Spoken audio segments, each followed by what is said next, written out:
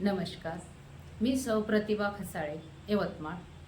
मी आईबद्दल 2 ओळी लिहिलेल्या आहे. ते आपणासमोर सादर करीत आहे.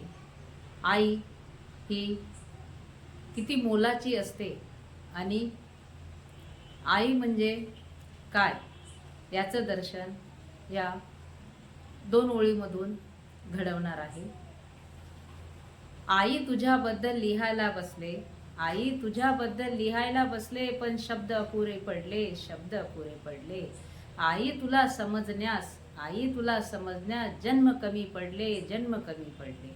आईची ममता असते जगा वेगळी, कल्पवृक्षासारखी, वटवृक्षासारखी. आईची ममता असते जगा वेगळी, कल्पवृक्षासारखी, वटवृक्षासारखी. आईचा मायेचा हात असतो सदैव शिरावरती, मायेचा हात असतो सदैव शिरावरती. आईच असते मुलांच्या जीवनाची शिल्पकार, आईच असते मुलाच्या जीवनाची शिल्पकार.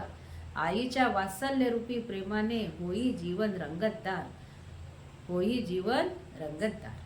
आईची तुलना होत नाही कशाशीच कधीही, आईची तुलना होत नाही कशाशीच कधीही. म्हणूनच तर म्हणतात स्वामी तिन्ही जगाचा, आई विना भिकारी, आई विना भिकारी. आईची माया कुठेच मिळेना, आईची माया कुठेच मिळेना. अन ऋण कधी फिटता फिटेना, ऋण कधीही फिटता फिटेना. आईसारखे अद्वितीय व्यक्तिमत्व जगात कुठेच दिसेना, आईसारखे अद्वितीय व्यक्तिमत्व जगात कुठेच दिसेना.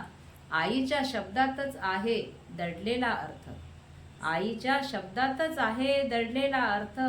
आ म्हणजे आत्मा, ई म्हणजे ईश्वर, आ म्हणजे आत्मा, ई म्हणजे ईश्वर.